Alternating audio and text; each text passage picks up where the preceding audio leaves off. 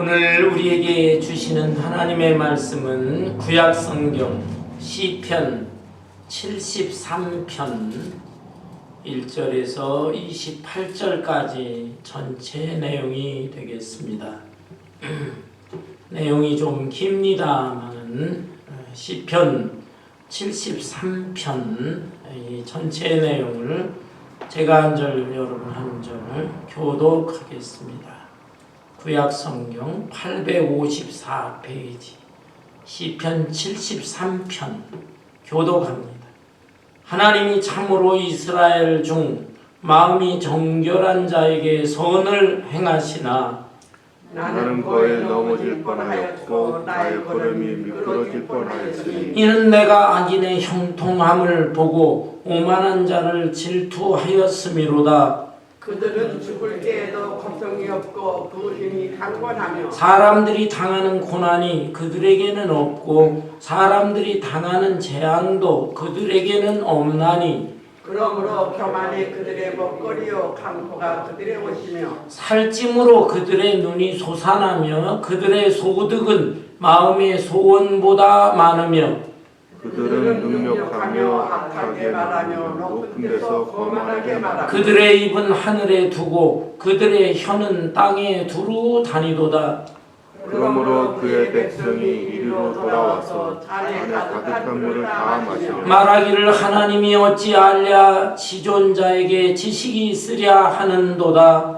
볼지어다 이들은 악인들이라도 항상 평안하고 재물은 더욱 불어나는 내가 내 마음을 깨끗하게 하며 내 손을 씻어 무죄하다 한 것이 실로 헛되도다. 나는 종일 재난을 당하며 아침마다 징벌을 받았도다. 내가 만일 스스로 이르기를 내가 그들처럼 말하리라 하였더라면 나는 주의 아들들의 세대에 대하여 악행을 행하였으리이다.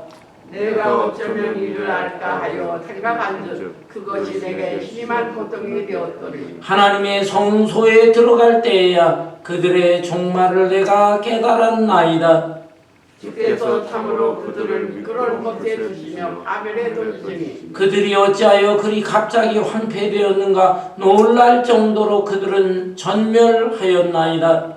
주여 사람이 깬 후에는 꿈을 희한같이 주께서 깨신 후에는 그들의 형상을 멸시하지. 내 마음이 산란하며 내 양심이 찔렸나이다. 내가 이같이 우매 무지함으로 주 앞에 짐승이오나 내가 항상 주와 함께하니 주께서 내 오른손을 붙드셨나이다.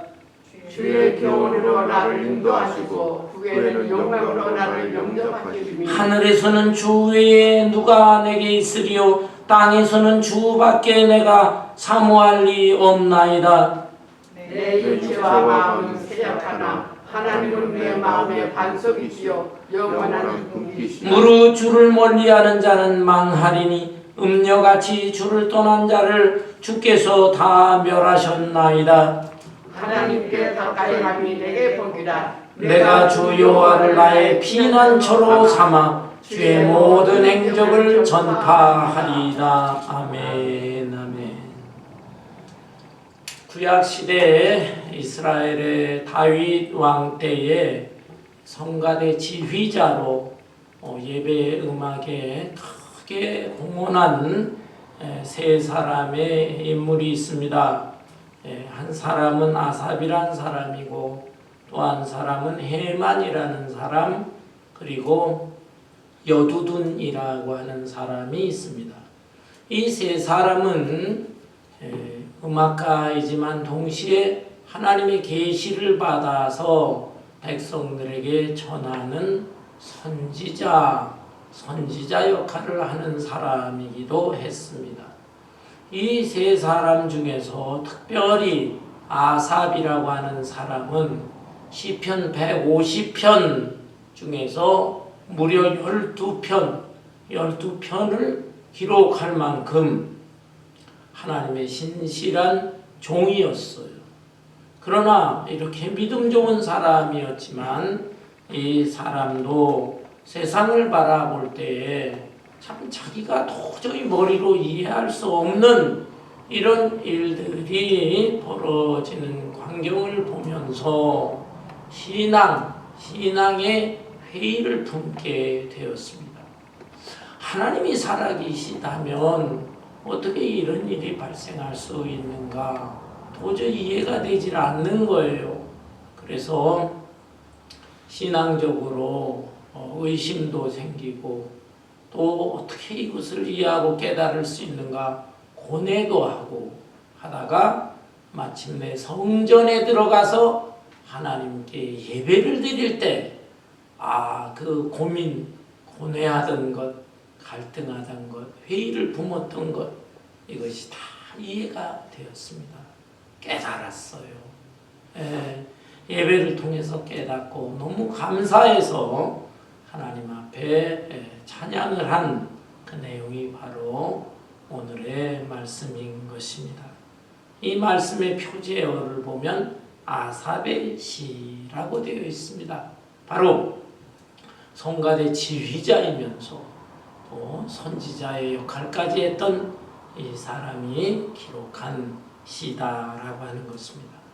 그러면 이 아삽은 무엇 때문에 그렇게 마음속에 신앙적 갈등과 회의가 생겨나게 되었을까요? 그 구체적인 그 이유가 무엇 때문일까요? 그것은 첫째로 악인이 형통하는 모습을 보면서 이해가 안 되었던 것입니다. 이 세상에 악한 사람들이 많은데 그 악하고 불의한 사람들의 모습을 볼 때 이 세상에서 참 그 하나님이 벌도 주시고 불행하게 살고 이래야 되는데 꼭 그런 것만은 아니다라는 거예요. 불의하고 악하게 사는 사람이 세상에서 아주 잘 살고 계획한 일들이 형통하기도 하고 어떻게 이럴 수가 있는가? 이것 때문에 마음에 시험이 들게 되었던 것입니다. 본문 1절부터 볼까요? 하나님이 참으로 이스라엘 중 마음이 정결한 자에게 선을 행하시나 나는 거의 넘어질 뻔하였고 나의 걸음이 미끄러질 뻔하였으니 이는 내가 악인의 형통함을 보고 오만한 자를 질투하였음이로다.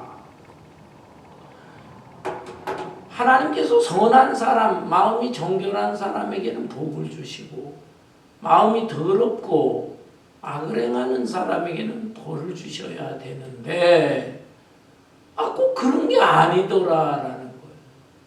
그 모습을 보면서 나는 거의 넘어질 뻔하였다. 미끄러져 넘어질 뻔하였다 라고 했습니다. 여러분, 우리가 길을 가다가 비탈길에서 넘어지는 경우가 있어요. 돌뿌리에 걸려서 또 넘어지는 경우가 있어요.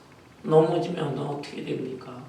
손발이 까지고 피가 나고 아픕니다. 뿐만 아니라 높은 산에 등산을 하다가 미끄러지면 어떻게 될까요? 팔다리가 부러지는 중상을 입고 낭떠러지 같은 데에서 미끄러지면 목숨을 잃을 수도 있는 것입니다. 지금 이 아삽이라고 하는 이 사람은 정신적으로 미끄러질 뻔했다. 정신적으로. 지금 이 세상에 되어지는 일을 볼 때, 사람들의 모습을 볼 때, 마음에 큰 상처를 입고, 충격을 받고, 갈등을 느끼고, 하나님 정말 살아계시나? 회의를 품게 되었다라고 하는 것입니다. 이어서 4절에 보면, 그들은 죽을 때에도 고통이 없고 그 힘이 강건하며 사람들이 당하는 고난이 그들에게는 없고 사람들이 당하는 재앙도 그들에게는 없나니. 그러면 이렇게 악하고 불의하게 사는 사람들이 이 땅에서 사는 동안에 재앙을 당하느냐? 재앙을 당하지 않아요. 아주 편안하게 만사 형통 이렇게 살고, 그렇다면 최후에 죽을 때는 그러면은 중병에 걸려서 시달리다가 죽든지 아니면은 끔찍한 사고를 당해서 죽든지 그래야 되는데 그것도 아니더라고요. 죽을 때의 모습을 보니까 누구 못지않게 오랫동안 장수하다가 편안한 모습으로 죽는 것입니다. 그리고 죽고 난 다음에 장례도 엄청나게 많은 사람들이 오고 웅장한 장례식을 치르기도 합니다. 하나님 정말 살아계십니까? 하나님이 살아계시다면 어떻게 이럴 수가 있습니까? 하나님 공의로운 분이라고 하셨는데 하나님의 공의, 하나님의 정의라는 게 도대체 어디에 있습니까? 아삽이 지금 시험에 들고 있어요. 뿐만 아니에요. 6절에 보니까 그러므로 교만이 그들의 목걸이요 강포가 그들의 옷이며 살찜으로 그들의 눈이 솟아나며 그들의 소득은 마음의 소원보다 많으며 그들은 이 땅에서 그냥 부귀영화를 누립니다. 잘 먹고 잘 삽니다. 눈알이 튀어나올 정도로 그렇게 뒤룩뒤룩 그냥 살찌고 이렇게 살아갑니다. 그리고 교만해집니다. 그러면서 가난하고 병든 사람, 불쌍한 사람 이런 사람들 아주 우습게 여기는 거예요. 그리고 강포를 행한다. 아주 포악한 행동을 합니다. 소위 말하면 요즘 말로 갑질을 하는 갑질. 언젠가 한국의 큰 여행사의 그 회장의 딸들이 비행기를 타고 가는데 1등석을 타면서 거기에서 안내하는 스튜어디스 이런 사람들에게 갑질을 했다. 보도된 적이 있지요. 자기가 이 비행기의 주인 회사의 회장의 딸이다 그러면서 그냥 이것저것 아주 괴롭히고 모욕을 주고 그러는데 악한 자들이 바로 그렇게 교만하고 오만방자하다. 그 모습을 볼 때 시험에 드는 거 시험에 하나님 정말 살아계십니까? 라고 하는. 그리고 또 이러한 자들을 추종하는 사람들이 있습니다.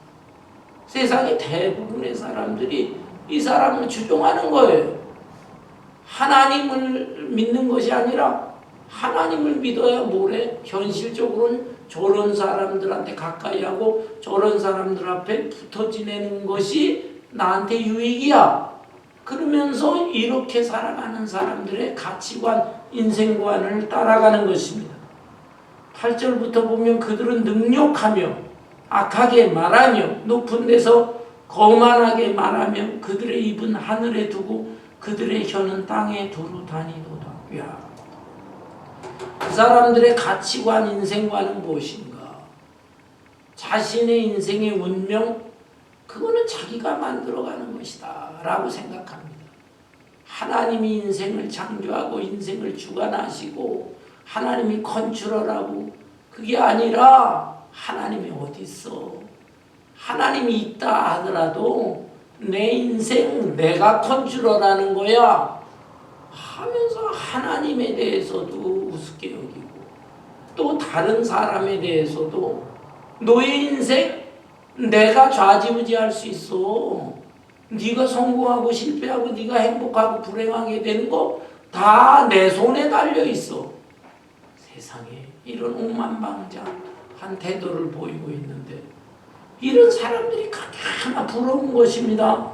그래서 여기 10절부터 보면 그러므로 그의 백성이 이리로 돌아와서 잔에 가득한 물을 다 마시며 말하기를 하나님이 어찌 알랴?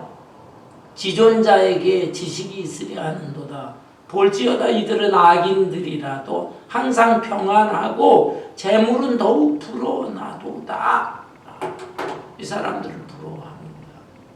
자기들이 볼 때에도 자기들의 그 양심에 비추어서 생각하고 판단할 때에도 저 사람들은 못된 사람들이다. 악한 사람들이야. 그런데 현실적으로 너무 힘이 있어요. 힘이 있어. 그러니까 저렇게 사는 것이 현실 세계에서는 옳은 거야. 저게 이득이 되는 거야. 무슨 바보같이 눈에 보이지도 않는 하나님 타령을 해. 하나님 바라보고 사는 것보다는 저 사람들 사는 저 모습을 따라가야지 라고 하면서 그를 추종하는 사람들이 너무 많다.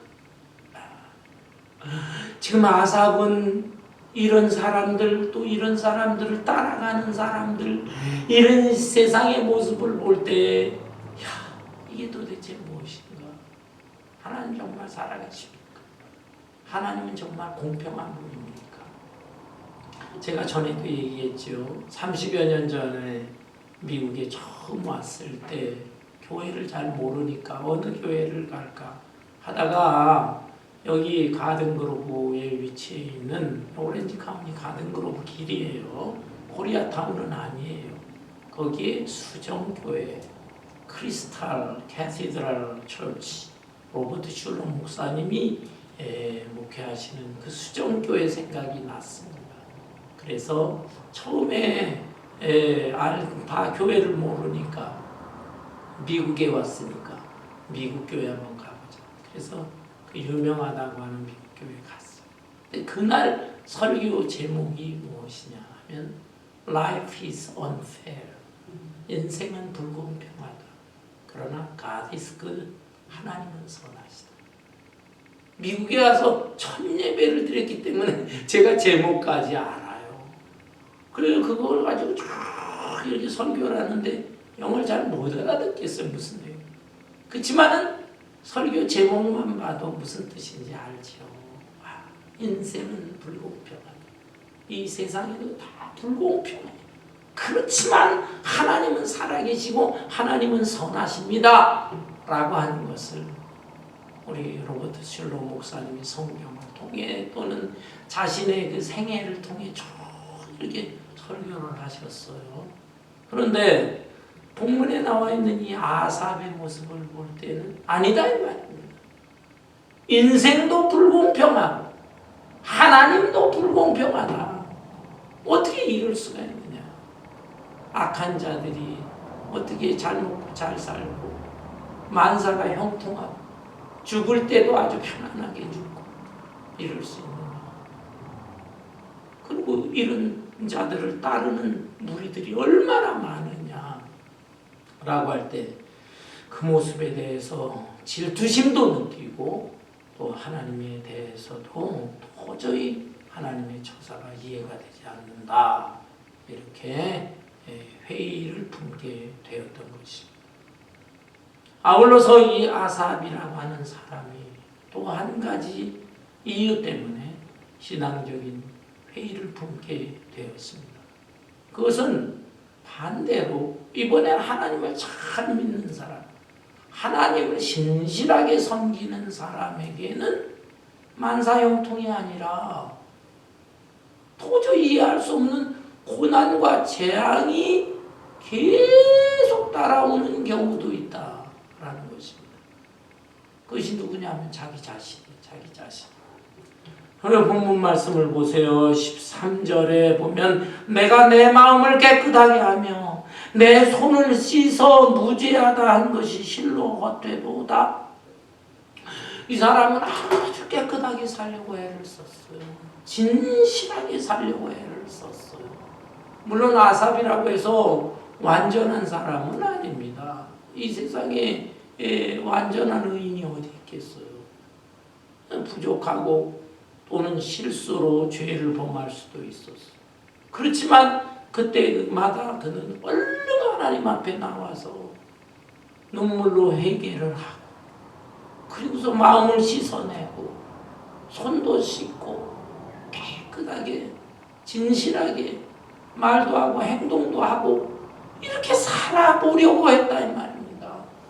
근데 이렇게 믿음으로 살고 신실하게 살고 진실하게 사는 것이 어리석도다 헛되도다. 이 세상 사람들과 비교해 보니까 자기는 바보처럼 사는 것이다. 바보처럼. 그것 때문에 그냥 마음의 괴로움을 느끼게 된 것이에요. 그러면서 여기 14절에 나는 종일 재난을 당하며 아침마다 징벌을 받았도다. 그렇게 신실하게 사는데 종일 재난을 당한대. 무슨 재난인지는 알지 못하지만 한두 가지가 아니라 계속해서 겹치는 거예요. 실제로 제가 이런 분 만나봤어요. 어느 교회 집사님인데 그 집사님이 하소연을 내가 신앙생활을 하고 그동안에 너무 습관적으로만 믿고 진실하게 믿어보려고 작정을 했습니다. 예배 철저히 참석하고 헌금도 정말 정성껏 내보고 봉사도 해보고 그러는데 저희 집에 우환이 계속되네요. 남편이 직장생활 잘하다가 직장에서 쫓겨났습니다. 시부모가 있는데 시부모가 중병에 걸려가지고 병원에서 겨우 목숨을 건졌는데 돌아가시진 않고 목숨을 건졌는데 집으로 돌아와서 이 온전치 못한 시부모를 갖다가 자기가 돌봐야 되는 처지가 됐다.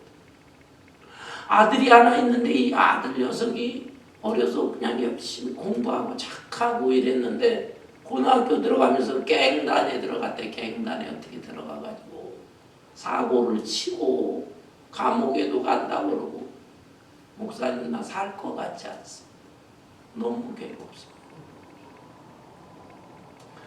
여러분 신실하게 믿음 생활을 하면 하나님께서 그것을 아주 좋게 보시고 하늘의 복 땅의 복 온갖 복들 다 주셔야 마땅하지 않습니까? 그런데 그게 아니라 오히려 종일 재난을 당하고 아침에 잠에서 깨어 일어나는 것이 무섭습니다. 깨어 일어나 그냥 잠자는 채로 세상 떠났으면 좋겠는데 아침에 깨어 일어나니까 또 그냥 괴로운 일을 또 당하고 그것 때문에 괴로워하고 고민하고 해야 돼요. 이런 처지에 있는 사람들도 있다는 거예요. 자기 자신이 이렇게 믿지만은 다른 사람들도 이런 사람들이 있지요. 한국의 문학가 중에 유명한 여류 문학가로 박완서라고 하는 분이 있습니다. 박완서 10여 년 전에 80여 세의 나이로 세상을 떠난 분인데 한국 문학계의 큰 인물이라고 하지요. 그런데 이 박완서 씨의 책 가운데 한 말씀만 하소서라고 하는 책이 있습니다. 한 말씀만 하소서. 그 내용은 뭐냐면 자녀를 5을 뒀어요. 4녀 1남 4명의 딸과 아들 하나를 두었습니다. 그런데 그 아들이 25살의 나이로 세상을 떠났습니다. 아주 머리가 좋았어요. 공부 잘했어요. 서울의대를 졸업하고 마취과 의사 레지던트를 하고 있었는데 사고를 당해서 갑작스레 목숨을 잃게 되었습니다. 어머니인 이 박완서 씨는 너무 마음을 추스릴 수가 없어요. 너무 고통스러워요. 날마다 통곡하고 느끼고 이걸 어떻게 하면 좋을까요? 울부짖는다고 죽은 아이가 돌아오지도 않는 것이고 그냥 괴로움을 그러나 다른 딸 자식들도 있고 주변에 이웃 사람들도 있으니까 소리내서 계속 통곡할 수는 없고 그래서 그 고통스러운 심정을 매일 일기를 씁니다. 매일 1년 동안 일기를 쓴 내용 그것을 책으로 엮어서 편찬된 것이 한 말씀만 하소서라고 하는 책. 그 당시에 한국의 분위기는 어떤 1988년도에 88 올림픽 88 올림픽을 개최하게 됐다고요.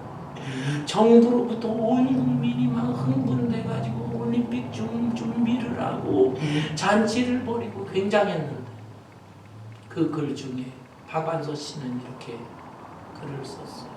내가 독재자라면 이 올림픽 다 취소하고 모든 것을 다 잠잠케 해버리고 싶다. 지금 누구보다도 내 마음은 괴롭고 고통스럽고 어둠 속에 있는데 뭐가 좋다고 온 나라 사람들은 저렇게 들뜨고 흥분하고 잔치를 벌이고 저럴까. 다 잠잠게 하고 싶다. 라고 하는 거예요. 그러면서 하나님을 원망합니다.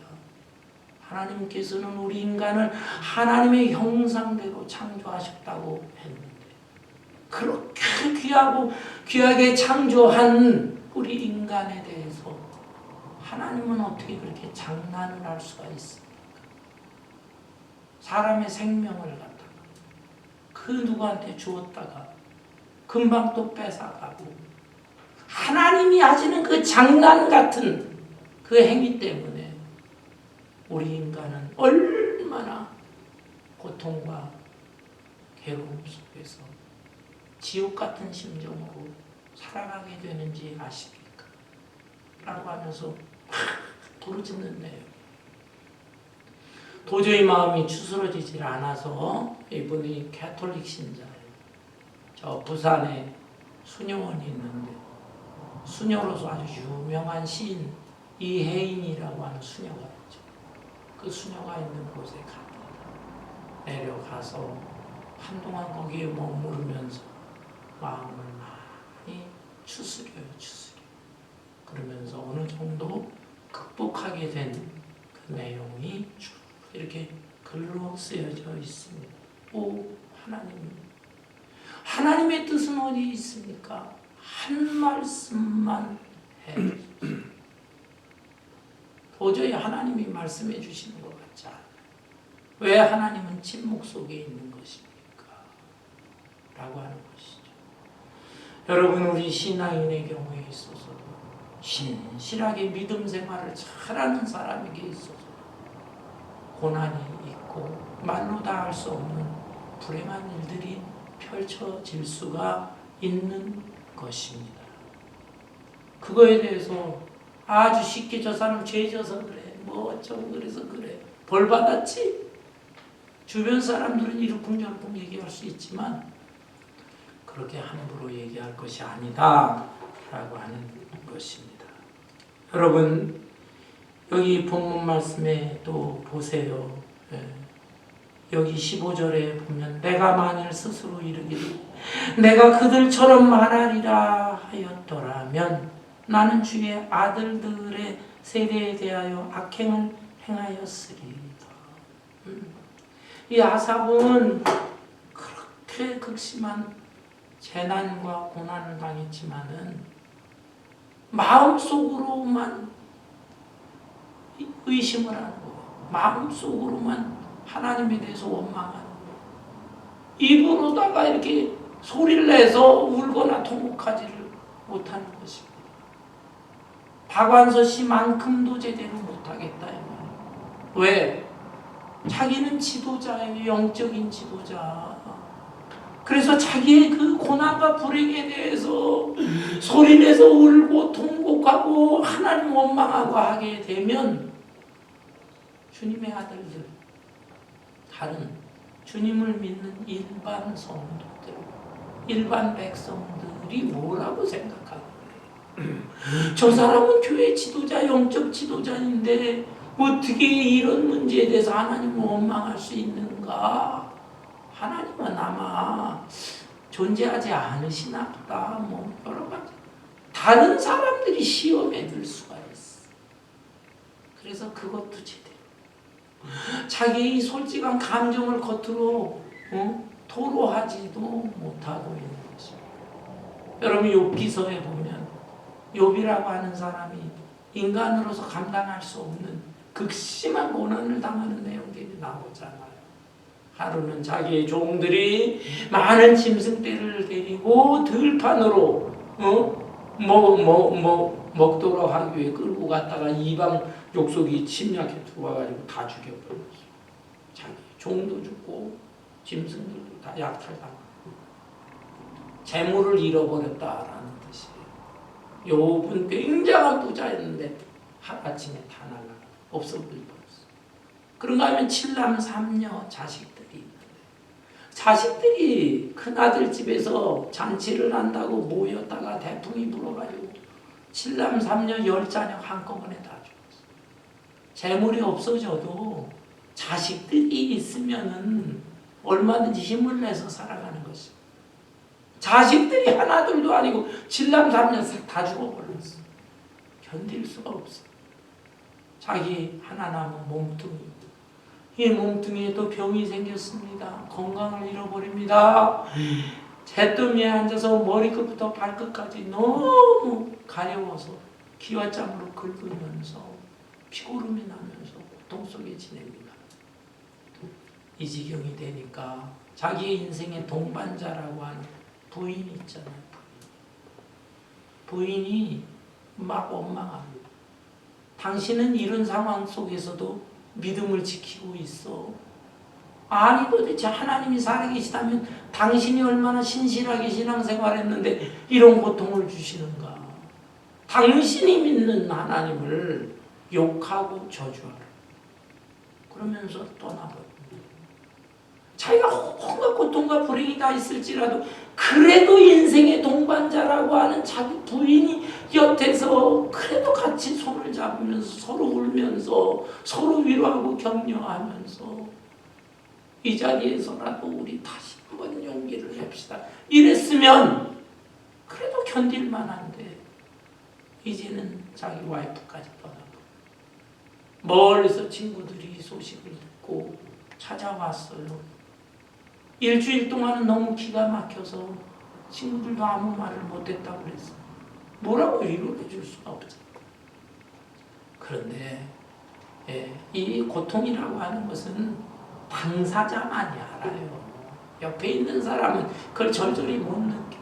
일주일 지나가지고 위로하고 격려한다고 하는 말이 잘 생각해봐. 네가 진실하게 믿음생활 잘하고 한 거 우리 다 알아. 알긴 알지만 그래도 뭔가 네가 다른 사람이 모르는 죄를 졌을 거야. 하나님과의 관계에서 뭔가 잘못된 게 있을 거야. 그거 한번 생각해봐라. 그걸 좀 회개해야지. 아니 충고를 한다는 게 이런 말을 하는 거야. 세상에 친구들도 자기 심정을 알지 못해. 그 위로가 아니라 오히려 상처를 받게. 그럼에도 불구하고 욥은 견딥니다.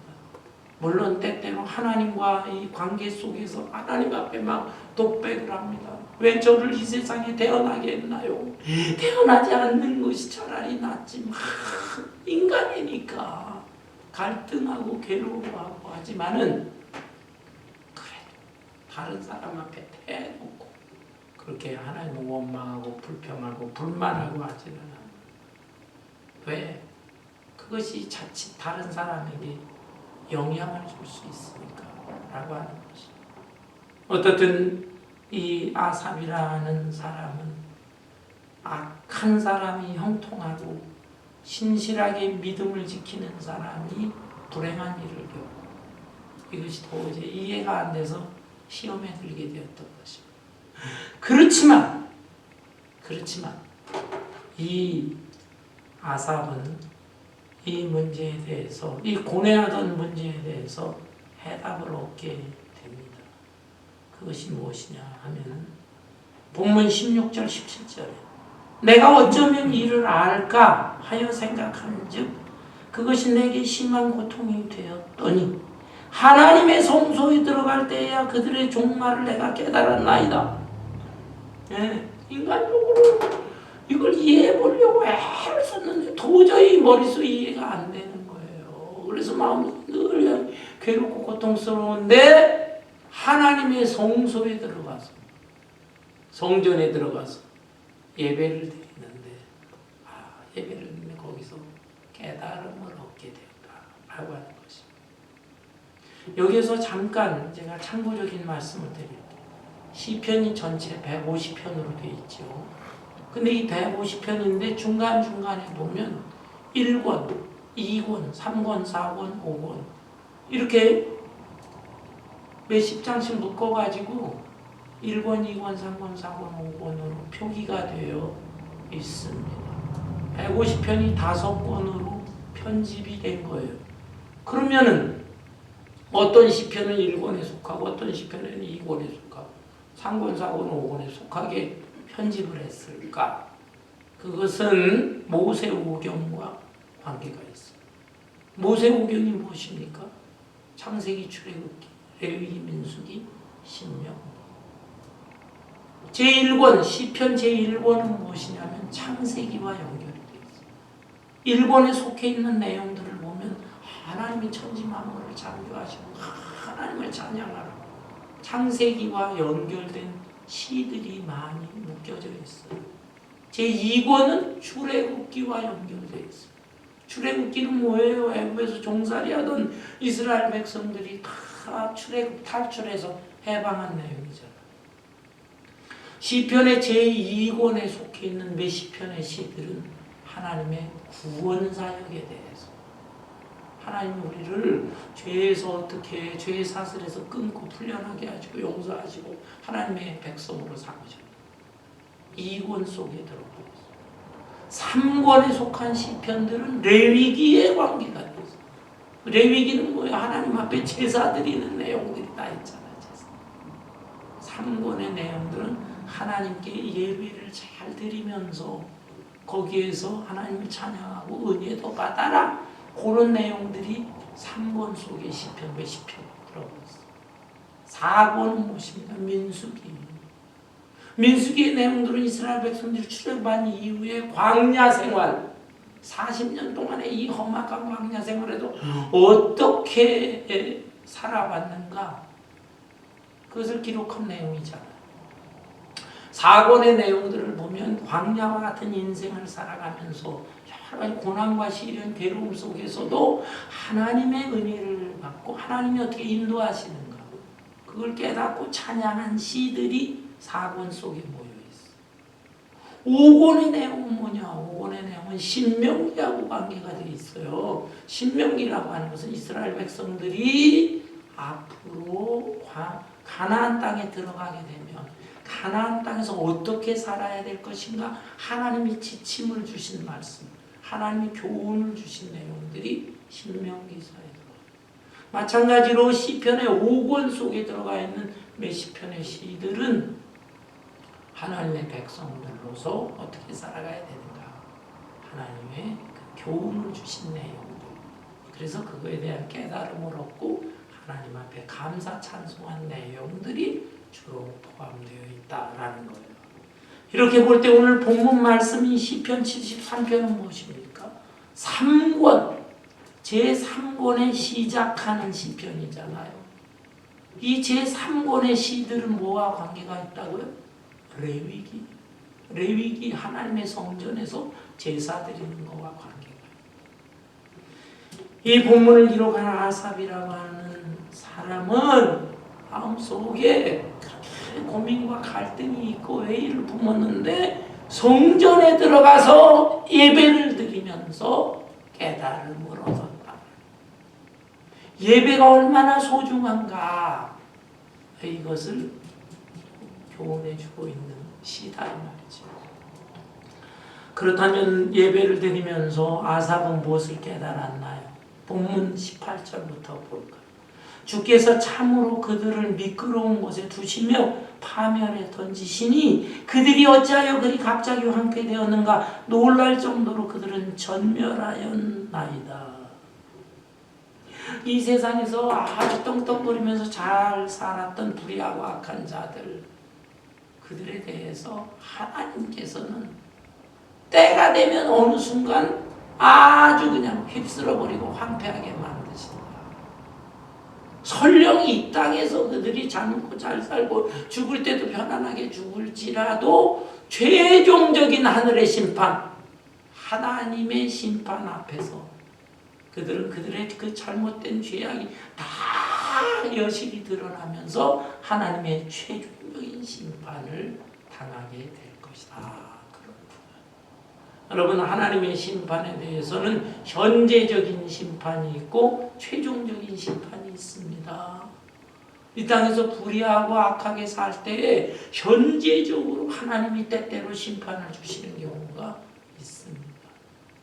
그런데 현재적으로 아주 만사 형통 잘 먹고 잘 살고 모든 계획한 일들이 잘 풀리고 하게 되는 것처럼 보이는 경우에 그런 사람들은 최종적인 하나님의 심판대 앞에서 벌을 받고 지옥불에 떨어지겠죠.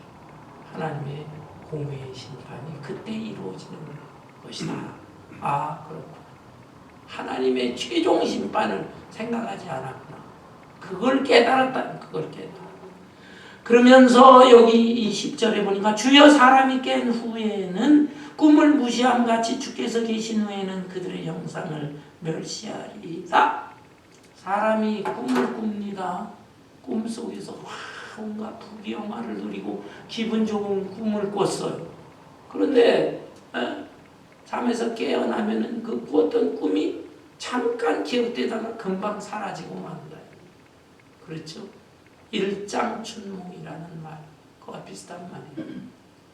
그거와 마찬가지로 불의한 자들이 이 땅에서 아무리 화려하게 다른 사람들이 부러워하는 그런 삶을 살았을지라도 그것은 그냥 일장춘몽과 같은 것이고, 또 그 꿈을 본인도 잊어버리듯이 하나님께서도 이 땅에서 그렇게 화려하게 산 거 인정해 주지 않는, 하나님 다 잊어버리고 다 무시해버리고 오히려 하나님은 심판, 최종적인 심판을 내리시게 될 것이다. 그들은 심판받는다라고 하는 거예요.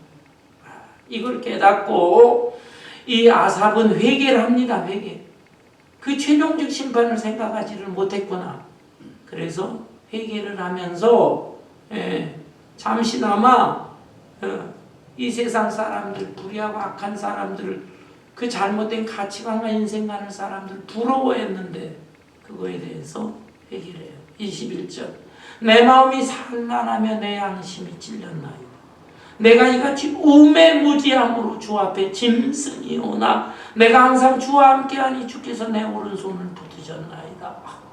잠깐이지만 제가 너무 어리석은 생각을 했네요.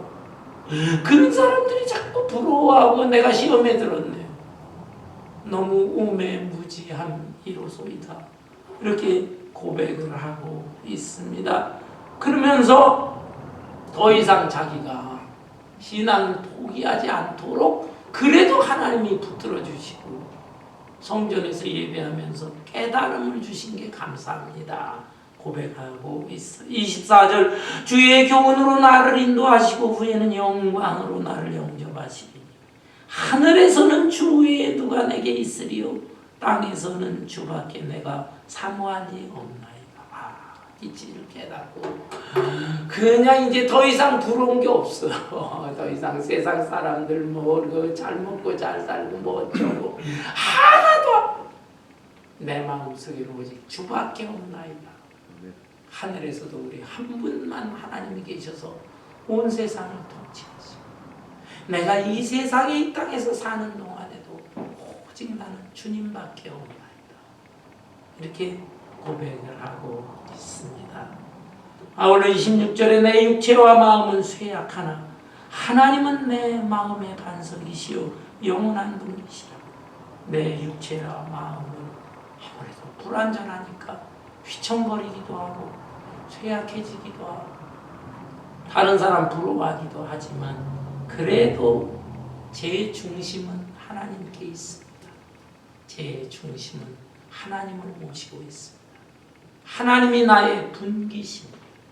하나님만이 내 마음속에 가장 중요한 포션, 몫을 차지하고 있습니다. 27절에 무릇 주를 멀리하는 자는 망하리니 음녀같이 주를 떠난 자를 주께서 다 멸하셨나이다. 음녀, 속마음과 겉표정이 다릅니다. 속으로는 딴 생각, 그런데 겉으로는 그냥 미소를 띠고 눈웃음을 치고 애교를 부리고 그래서 남자들을 홀립니다. 남자들은 진짜인 줄 아는데 속마음은 다른 데 있다.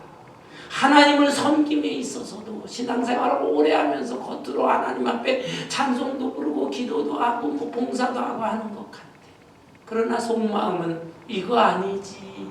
세상 살 때는 다른 모습으로 살아야지. 세상 사람들이 살아가는 가치관, 인생관으로 살아야지. 그런 사람들이 지금 얼마나 많습니다. 음료 같은 자들. 반면에 28절 결론적으로 하나님께 가까이 하니 내게 복이라. 내가 주 여호와를 나의 피난처로 삼아 주의 모든 모든 행적을 전파하리라. It is good to be near God. 하나님을 가까이 함이 나에게 선이다. 나에게 좋은 것이다. 나에게 복이다. It is good to be near God. 하나님을 가까이 하니 내게 복이다. 여러분, 이 아삽이 잠시 동안이나마 휘청거렸지만은 깨달았던 이 신앙 고백, 이것이 우리의 참된 신앙 고백이 되어야 하겠습니다. 한 4, 5년 됐네요. 2020년도니까요. 그때 저 미국의 위스콘신이라고 하는 곳에 어떤 사람이요, 로또를 샀는데 파워볼에 당첨이 됐어요. 2,200만 달러. 한국 돈으로 거의 300억에 달하는 엄청난 돈이에요. 그거 맞았어. 그런데 그거 맞자마자요, 전화를 돌렸어. 누구한테? 자기 친구한테 이 사실을 알리고, 내가 받은 이 당첨금 너한테 절반을 주겠다라고 말했어. 아니 도대체 어찌 된 겁니까? 그 엄청난 돈을 아무리 친한 친구라도 절반을 주겠다니. 그 사연을 알아보니까 그 친구와 28년 전에 약속을 했대. 우리 두 사람이 가끔씩 심심풀이 재미삼아 복권을 사는데 둘 중에 하나 누구든지 맞으면 그 당첨금을 절반 나누기로 하자 약속을 했대.